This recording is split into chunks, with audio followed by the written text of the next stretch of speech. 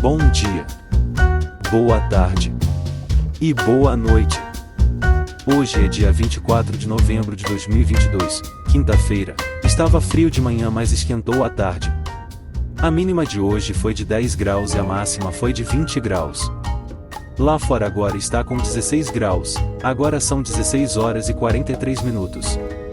A alvorada de hoje foi às 6 horas e 24 minutos, e o crepúsculo foi às 16 horas e 28 minutos. O dia durou 10 horas e 4 minutos. Sejam bem-vindos na Rotina 335. Olá! Como estão vocês? Eu sou Japinha, sejam bem-vindos no meu canal. Sou japonês nascido no Japão, fui para o Brasil bem pequeno, cresci e fui educado em São Paulo, mas pela força do destino acabei retornando para o Japão. Eu moro no Japão há mais de 30 anos, tenho uma casa própria e moro com a minha esposa brasileira, a senhora Japinha e 2 filhos. Abri este canal em maio de 2021. Quando a inspiração permite, eu narro sobre a minha rotina aqui no Japão, ou conto alguma curiosidade deste país. No início comecei filmando paisagens de arrozais e cenas de viagens que eu fazia. Eu não tinha ideia de como montar um canal diferenciado dos outros, e na falta de ideias resolvi filmar vídeos do caminho do meu trabalho, e para minha surpresa, conseguia filmar muitos flagrantes da natureza, como um falcão que me acompanhou voando junto.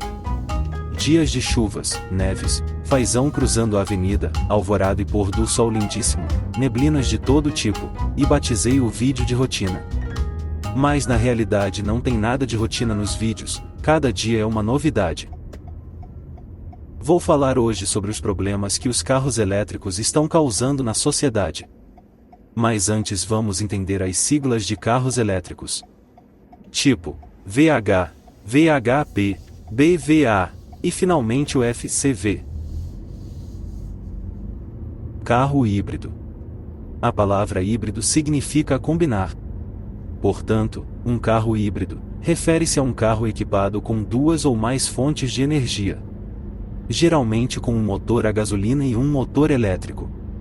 Existem várias maneiras para dirigir um carro híbrido, mas simplificando. Quando a velocidade é baixa, o motor elétrico é usado para tracionar o carro, e quando a velocidade se torna mais rápida, o motor é substituído para o motor a gasolina. Não é o motorista que decide, mas sim, um sistema computadorizado que gerencia tudo. Assim o carro funciona com motor elétrico quando o torque necessário é baixo, e quando ela necessita de potência, o motor a gasolina é ligado para tracionar o carro, e ainda ela aproveita para carregar a bateria. Como resultado, a eficiência de combustível é melhorada em comparação com os veículos a gasolina convencionais e é possível reduzir a quantidade de dióxido de carbono. Carro híbrido plugado. PHV refere-se a carros ecológicos desenvolvidos como a nova geração dos híbridos. Além do desempenho do HV, o PHV foi projetado para poder ser carregado a partir de uma fonte de alimentação externa, de onde vem a palavra plug-in.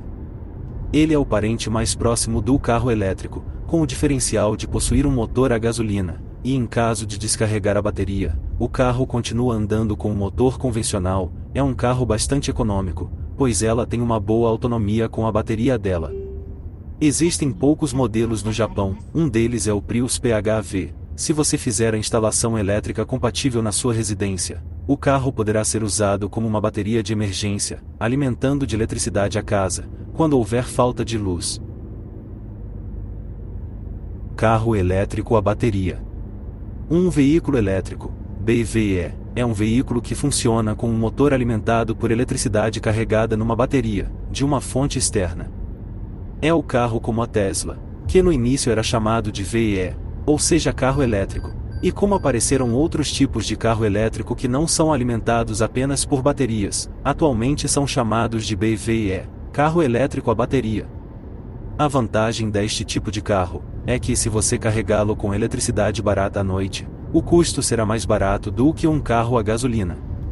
A desvantagem é que existem muitas áreas que não possuem instalações de carga, dependendo da região, fica muito difícil fazer viagens longas.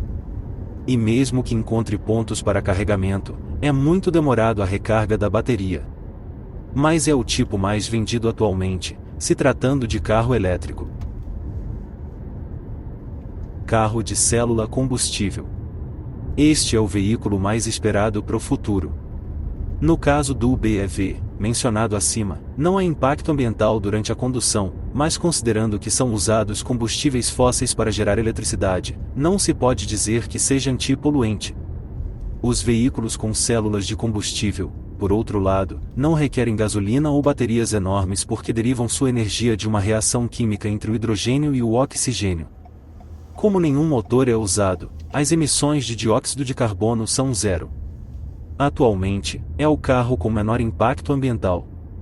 Mas como nada é perfeito, atualmente para retirar o hidrogênio, é usado de matéria-prima, o gás natural, e na hora da extração é liberado gás poluente, lógico que bem menos que os geradores de usinas termoelétricas. Existem pesquisas em andamento para retirar o hidrogênio de uma forma menos agressiva da natureza.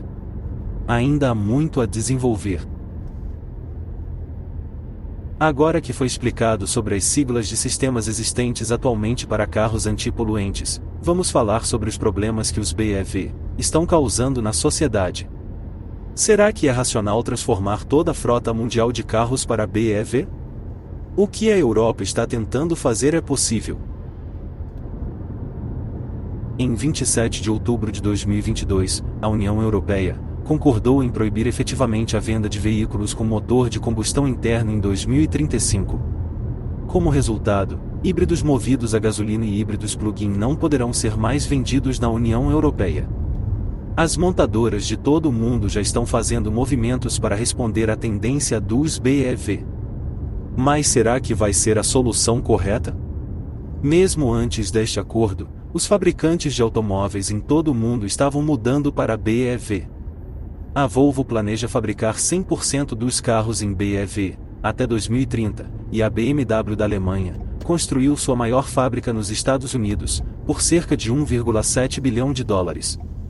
A Volkswagen da Alemanha também anunciou planos para fazer 50% de suas vendas em BEV até 2030. Foi lançado recentemente o modelo BEV. O modelo BZ3, desenvolvido por uma joint venture entre a Toyota e a fabricante chinesa de veículos elétricos BYD. Com o objetivo de expandir a participação de mercado na China, o maior mercado de carro elétrico do mundo. As montadoras japonesas, por exemplo, a Lexus, anunciaram que fabricará 100% da produção apenas BEV, globalmente até 2035, e a Toyota também tem planos de aumentar os BEV, no Japão. A Nissan planeja ampliar em 75% das vendas de carros novos na Europa com BEV, até 2026 e planeja aumentar para 100% até 2030. A Honda também já declarou que, até 2040, a proporção de vendas de BEV será de 100% em todo o mundo. Mas eles vão conseguir realizar este plano? Existem muitos problemas a ser resolvidos. O custo da energia elétrica está subindo, tornando impraticável estas metas por BEV. Esta meta da União Europeia é uma das políticas do European Green Deal, que visa atingir a neutralidade climática até 2050, em que as emissões de gases com efeito estufa sejam zero. O Parlamento Europeu e a Comissão Europeia. Pode-se dizer que a decisão não leva em consideração as preocupações de cada montadora, os sentimentos dos usuários e as disparidades econômicas entre os países, incluindo a infraestrutura de recarga, causadas pela mudança para os BEV. Por exemplo, em muitas partes da Europa, especialmente nas áreas urbanas, é comum estacionar o carro na beira da calçada, em vez de um estacionamento como no Japão. Se estiver estacionado em um estacionamento, é possível equipá-lo com uma fonte de alimentação, mas é difícil garantir pontos de alimentação suficientes nas ruas, e se falta de pontos de recargas forem insuficiente, a propagação do BEV será bastante difícil. Existem exemplos de sistemas de carregadores de bateria nas ruas, como em Paris, mas se for para alimentar toda a frota de BEV, não haveria o suficiente.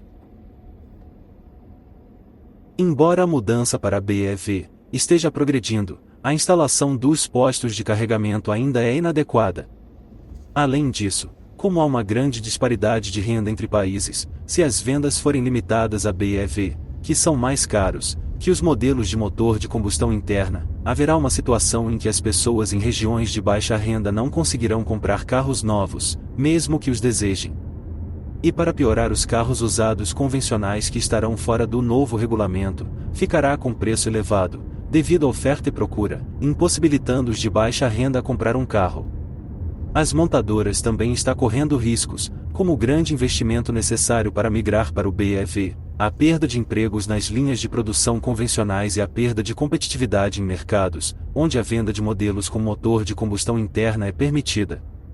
Por isso, as montadoras vêm há algum tempo fazendo lobby pela desregulamentação das vendas de modelos que incluem motor de combustão interna, mas a decisão do governo não teve impacto significativo e correções de rumo futuras são improváveis.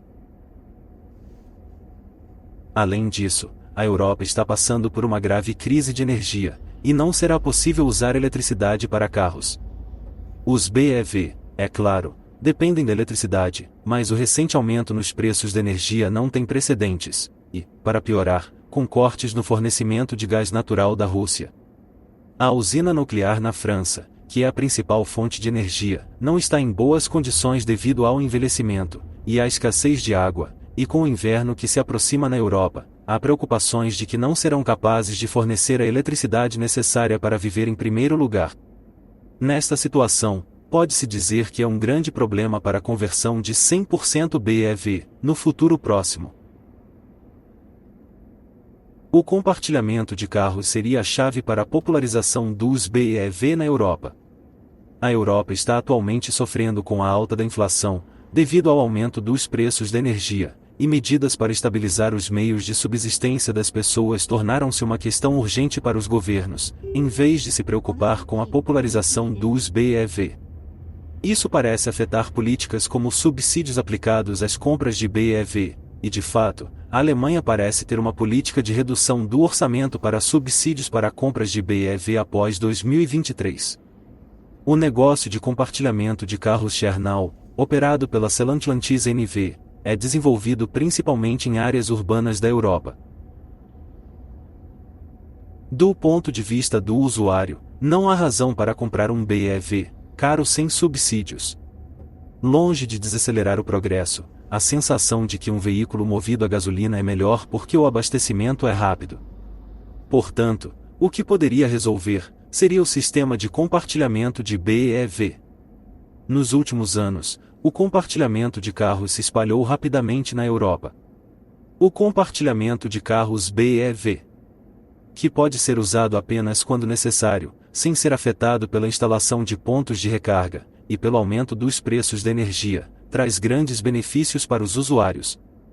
Espera-se que a mudança para BEV seja acelerada no futuro, depois da pandemia, guerras, etc.